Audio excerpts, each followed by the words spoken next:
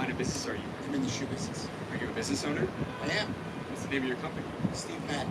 Steve Added? Steve Madden? Are you Steve Added? I am. Actually, Yeah. real quick, I started a channel in Austin, Texas. Yeah. I grew to 9 million followers. I go all over the country just asking business owners their best Yeah. advice to new entrepreneurs. Yeah. Can I get 1 quick minute with you real quick? What would you like to know? So how long have you been a business owner for?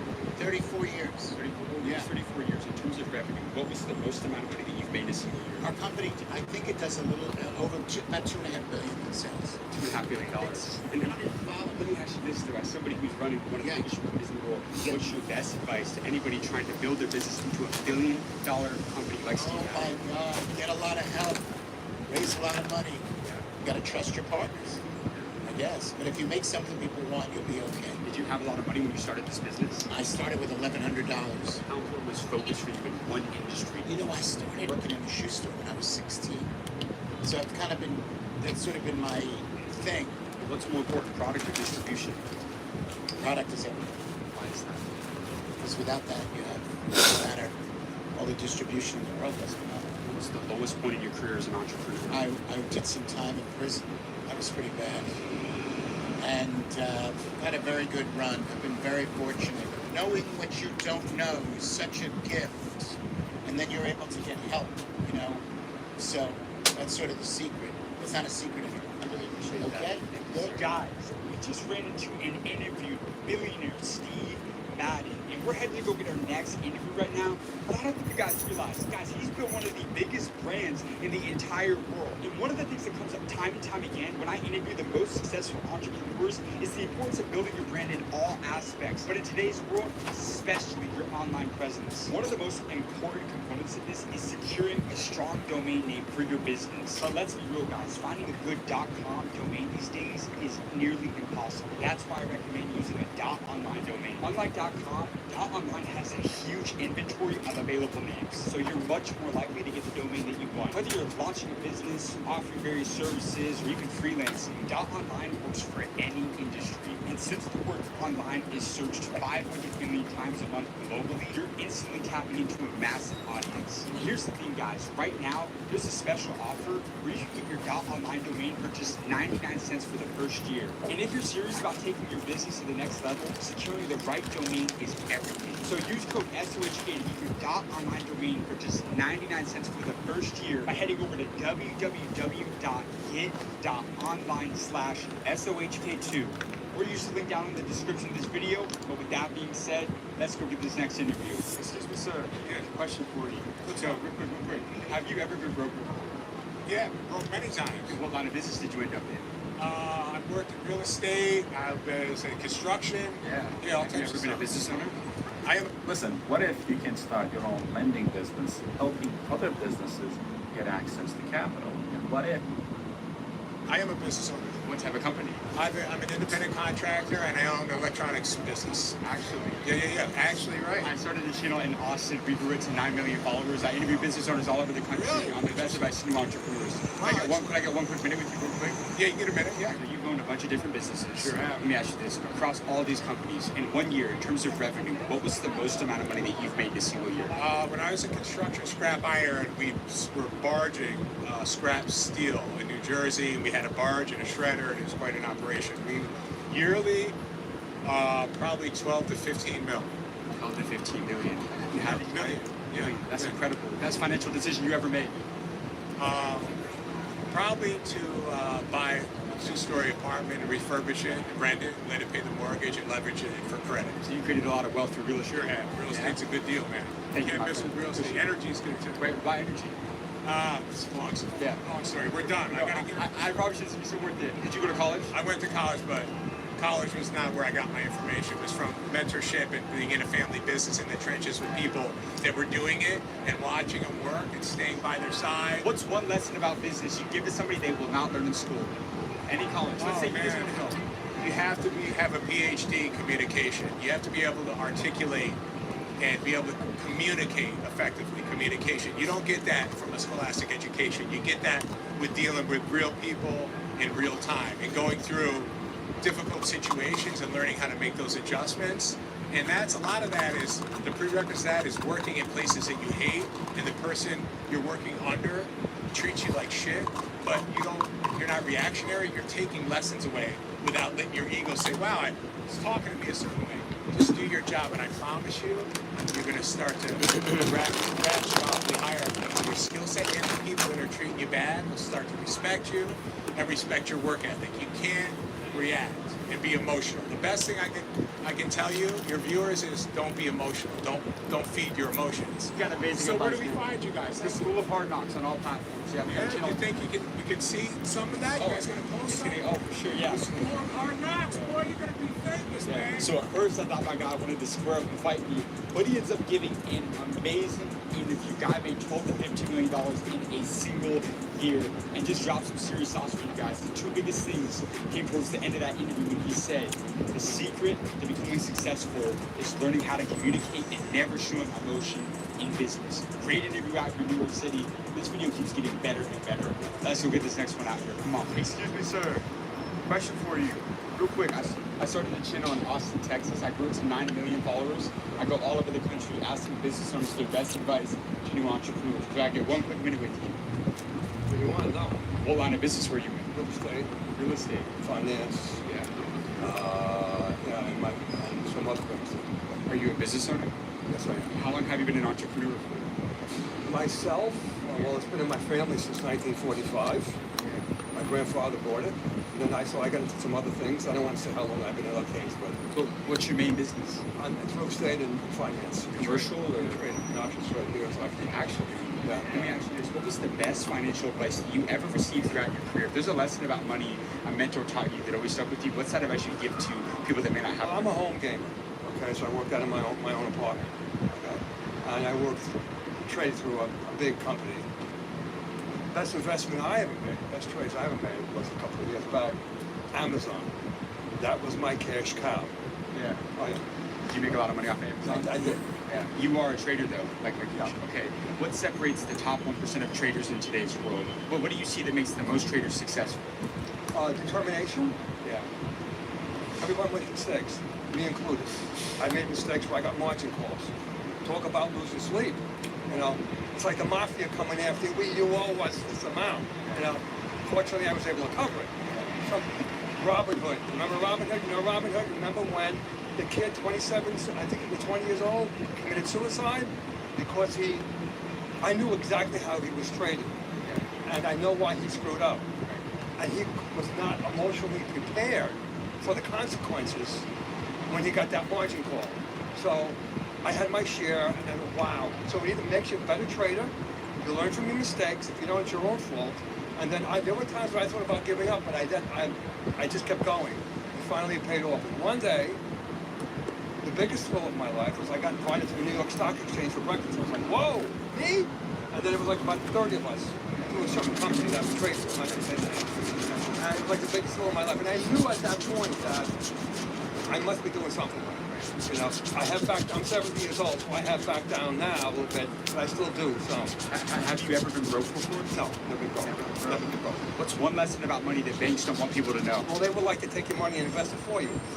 No, I don't go for the banks, I do it myself. You do it yourself. Yeah, the banks are good for people who want, like 5%, 6%.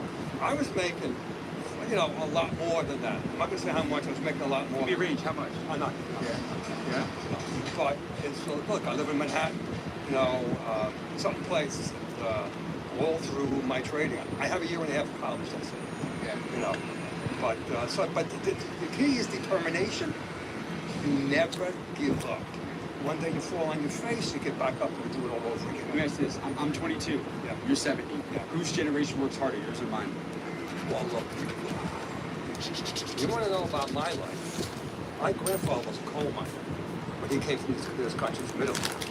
Nobody worked like that. He lost body parts on the job. My mother was born in coal mining country. So when they came to Brooklyn in the 1930s, my grandfather then worked on the infrastructure of the city, the bridges and tunnels. He was the toughest guy I know. No one, as far as I'm concerned, they went through the Great Depression, nothing. You either worked or you starved. There was no, aid to help you out or whatever. It was a completely different world. Here's the difference between myself and your generation. When I was 22 years old, the stock market was for people who knew someone that had a friend that worked for a company or a bank, you know, and that's how you got into it, slowly but surely. But today, with the internet, it changed everything. At least it did for me. You know, I started trading on the internet back in the late 90s. You know, little by little, all of a sudden it just snowballed. That's why I tell all the young guys, get in it now.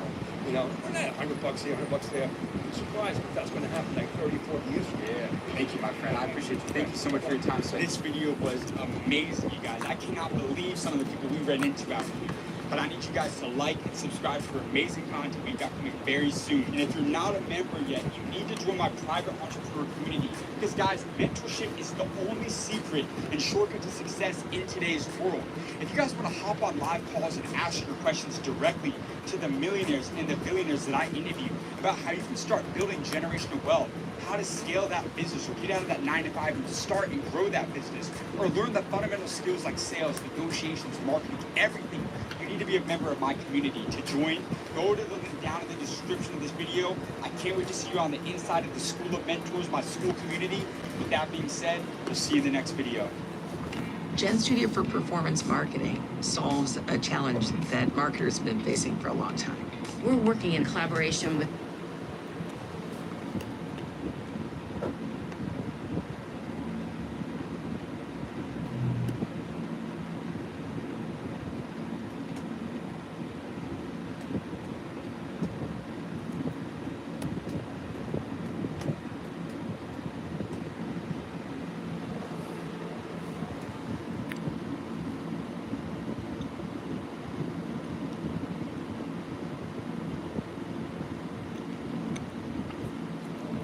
Why did you ask her if she was willing to do again? She sounded eager. She sounded like she wanted to learn, and I made a mistake.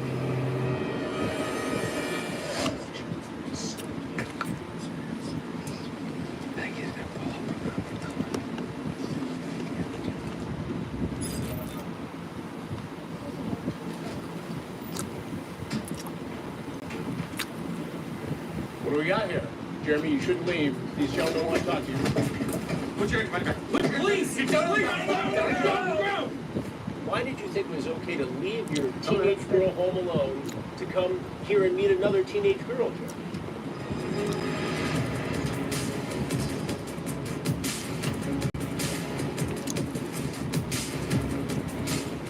Does any part of you feel sorry for these guys? No. One idea for a one-off story from Dateline NBC in 2004 has turned into all this. I'm Christie. This is an investigation.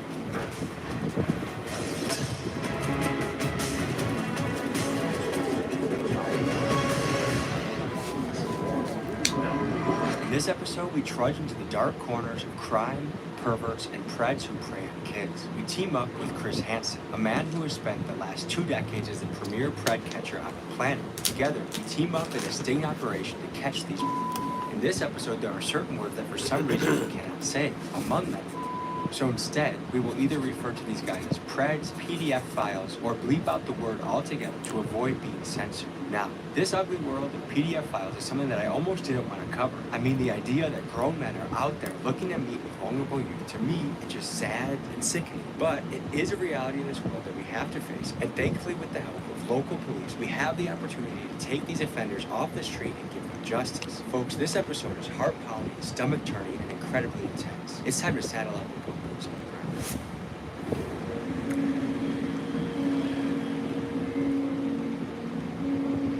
Today we're diving into the dark world, and we're doing it with one of the best in the business, Mr. Chris Hansen. We're just down the road from a sting operation where they're luring guys in and then promptly arresting them. To me, I'm really fascinated to get to the bottom of why this is happening. So let's try and learn something together. Buckle up, folks. We're in for one today. Just as we arrived in Michigan and we're going to set out to the Sting House, we got word from Chris's team that an offender was on his way to get busted for us to lay low until they booked him. What happened next is one of the most powerful moments of Chris's career. No, there's no one home. Let me close the door and go outside.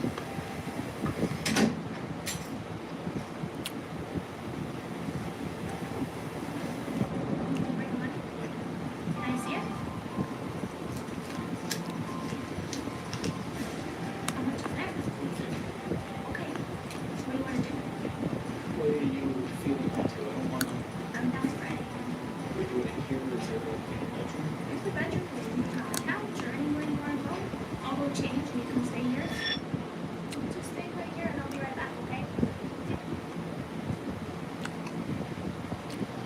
How you doing?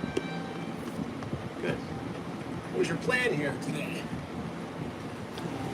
No, you cannot. Stay right there.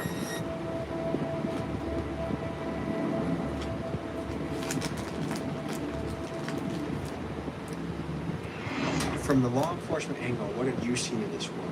Seems over the last 10 years, it's gotten worse, in my opinion. Just some based off interviews I've done over the years with children, child forensic interviews over the child abuse type stuff, sexual abuse. How common are these people out in the world, these predators? To be quite honest, I think it's a very scary thought. I think they're very common.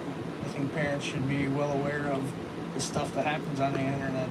My name is Sam Christian, retired Chicago Police Deputy Chief of the Chicago Police Department. I spent 14, 15 years in what's called Special Investigations and Youth Division, chasing pedophiles, basically. When I was doing this work, and we would do lectures and seminars, and I thought at that time you could probably find a pedophile rather on probably every square mile in the city of Chicago. Well, you know, I kind of fell into working with, so I fell into forensics, and have been helping lock the Sons of is up for 30 years. I don't know, how many people are right versus how many billions of people we have. No one's ever clear with that because we're only basing it on those that were convicted. We know that there's no place we can go in this country where it isn't happening. And we're in UP of Michigan. Right now, we could be talking to someone down in Texas that could potentially be up here within a couple days, try to, potentially take your child. So it's not just in your backyard anymore. It's like a nationwide thing. What's your name? Joe, I was looking online to play. To play, and what do you mean by play?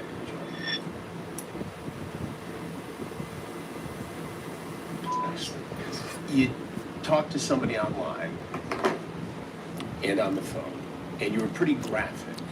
How many times had you met women online before? First, 2 or 3. And what do you do for a living now? Here in town? In Marquette. Over the phone, she tells you that she's 15. You say to her, that's messed up. That is. But yet you continue to talk about having sex with her. It almost seems as though that age excited you. You asked if she would do a gangbang. Why did you ask her if she was willing to do a gangbang? She sounded eager. She sounded like she wanted to learn, and I made a mistake. I have a addiction. I will admit that I have a addiction. I got addicted to porn when I was probably 11, 12 years old. Did you bring condoms? I did. I might have one. Right. But you were willing to have unprotected sex with this girl. I don't know if I would have gone that far. So it seems to me that if I wasn't here and a real 15-year-old girl was, you would have been having sex with her by now. I should go away for a very, very, very long time. There's no way about myself. All right, Joe. Well, there's something you need to know. Take down with consent. Have you seen the shows before? I have. And what have you thought of the shows? I appreciate what you do. Thank you. Did you ever think you're going to end up face to face like this? When I walked in here and saw the pizza box, honestly, that's not a big deal. Just the wall. No other weapons or anything on you, sir? No. I'm just going to take it back down. Joe, thank you for being straight up with me. Can I shake your hand? Yes. It's hot, so yeah, I appreciate that. Good luck to you. I'm sorry. Get coming. Absolutely.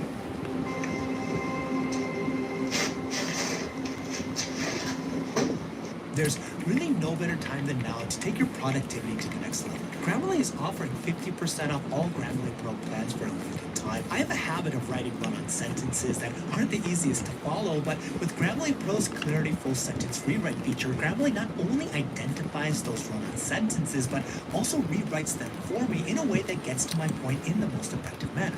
And with Grammarly offering 50% off all Grammarly Pro plans during this limited time, check out Grammarly Pro today.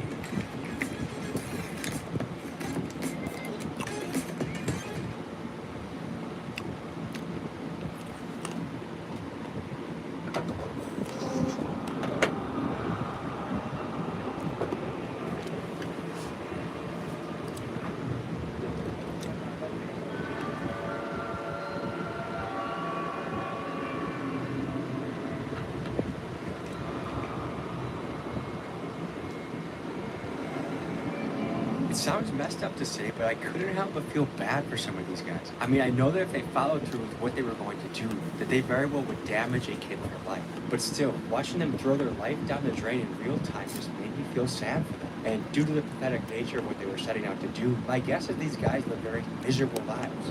Does any part of you feel sorry for these guys? No. These guys are doing irreparable, lifelong damage to kids. I felt like just looking at them, I feel repulsed, I feel ick, I feel like, I just feel good. Like hearing that door shut behind, like I had like a word in my head, justice. Let's head to the state house.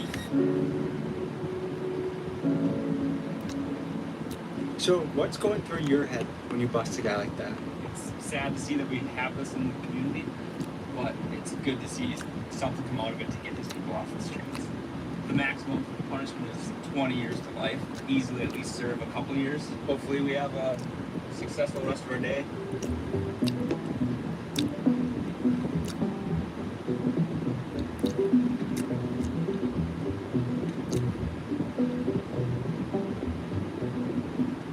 So in a normal state, when you start in the morning, how late does it go? You know, we've gone till the next morning, 6 o'clock in the morning, depending on who's on. So we might be having a slumber party tonight. Could happen. It's happened before. So this weekend, we have sting operation, Marquette County Sheriff's Department. Decoys will go undercover horses and see if men will approach them and try to make it dangerous. So if they do, they'll be invited over here.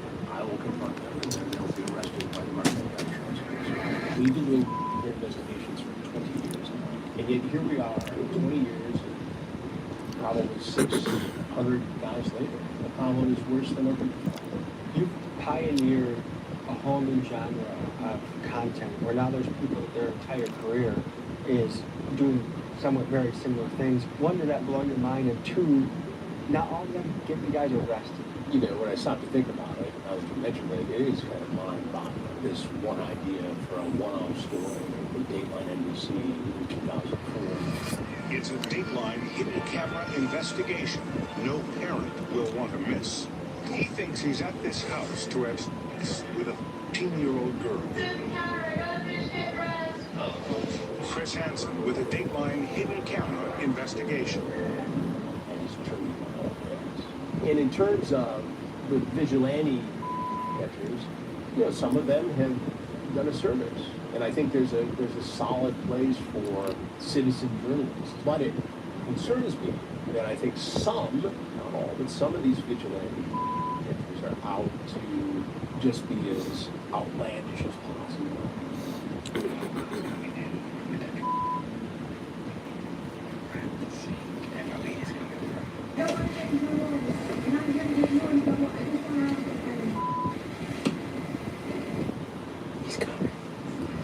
But what's your mental preparation? Like, what do you do before they come? Well, I'm looking at a lot of different things. So I've gone through the material for this particular confrontation. I'll start going through it again in a few minutes here. You know, he's on the way for sure. And other than that, you know, just kind of keeping aware and working on other stories at the same time. They're just trying to see if it's real. See if they can maybe take him in. Do you feel bad for these guys? I don't feel bad at all. They did it. He asked me. About the central curve. He said that he is 49. He's actually 53. I think interesting, first of all, that he's willing to lie about a minor detail like that. He's coming from like 3 hours away. Picture? Yeah, he took a picture of his on the side of the road, sent it to the decoy. Okay, you guys are some of the world experts tracking down. What kind of commonalities do you notice amongst these guys? Traits, characteristics? They all lie about inconsequential details. This guy that just said he's 49, he's really 53. We've had guys lie about the type of car they're driving. How is doing this job change how you guys look at the world? Like, I feel like when I have kids, they're not. They're not getting on anything. Chris talks about all the time that when he first started doing this, he thought he was going to do it like once or twice. And now, 20 plus years later, he's still doing it. And he's busier than ever. There are exponentially more platforms upon which adults can approach children. So while there is more activity now than ever before, it's more difficult to detect. I think technology has opened this up. I think people are more exposed to fantasies Is it It's all just men scary. or ever women showing up here? So women like to have a connection, whereas men are like out hunting for whatever. So the women, it's always somebody who's closer. Female, you're more likely to see in the teacher-student scenario. The female wants to go. The male likes to go. Nutley was a teacher at St. Xavier High School. This is a Catholic school in Springfield Township, a Catholic school of all places. Has doing this job made you look at men differently? I mean, I always thought there were perverts out there, but like, there's so many, I guess. To get an idea of the damage this crime can cause a family, we spoke with a mom whose child suffered from the hands of an exploitive adult, and she spoke to the impact this had on her life. I didn't notice everything until maybe 3 years into the relationship. I started noticing that he was a little bit like not affection. So I kind of just assumed that he was cheating on me. We took a trip out to Michigan, and that's when I actually found out that my daughter had a boy over. I investigated deeper into her phone and found out that this other kid was actually 23. So I called the cops, and they did lock him up. But that same night, something was bothering me about why was she so comfortable in my bed. So I went and asked my daughter, has Tim ever touched you? And Tim was right behind me, and I felt him. I felt his energy behind me, like the nervousness. And she said yes. I turned around, I just started throwing things at him. And that's when I used Have You Ever. Now the internet is usable again. Pi.org is a web browser extension that lets you decide what ads you see on what websites. But here's the twist. For every ad you opted to see, you yourself get a little kickback. By watching ads on those videos, not only are you helping out those creators, but also you are earning some revenue for yourself. Get paid to click, get paid to watch, and use those points for some online shopping, which Pi.org also can help you with by applying coupons and getting you the best deal they can at over 10,000 online retailers. All you gotta do is go to pi.org/Alex Myers and click to install the Chrome extension, get it set up in just a couple minutes. It's pretty easy.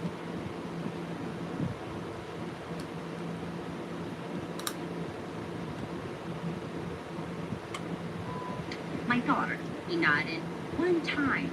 I'm so confused at this moment. I'm like, well, what are you talking about? He said one time, but you're saying no. What's going on? He was on a run for at least 2 weeks. He took a plea, a 10-year plea. It was underage. Just repeatedly was underage. This is such a cat and mouse game. Like, we'll have like someone 30 minutes away, call. And then they chicken out. Or someone calls back, like, hey, I want to pee on you. And then they chicken out. We try to maintain a low key, but you gotta eat good. You gotta bring beef jerky. And a typical day, a 10-hour day, how many people do you bust? It really varies by location.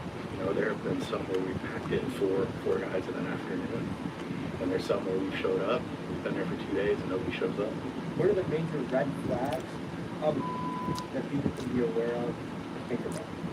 So if we just take an extreme, on one extreme, we know these people because they're always talking the language. Instead of calling people kids, they're F toys or, even dates, they're objects.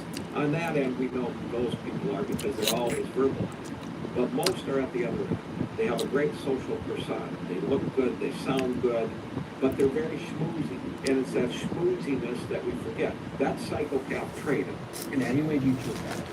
Sometimes, you get a guy who gets on his knees who spent 6 months in battle in Iraq. Maybe he has PTSD and he's begging you for forgiveness. You can't help but feel bad. But at the end of the day, if we weren't here and a child was here, what would have happened? Because there's no doubt in my mind, a large number of people that are incarcerated are going to get back out and restart again.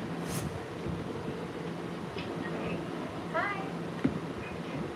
I'm sorry I missed your call.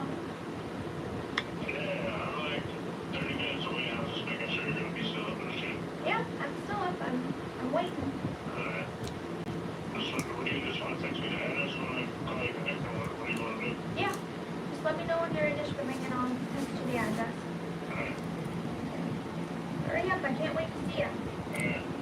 Bye. Does it surprise you how many guys are out there trying to possess? Yes and no.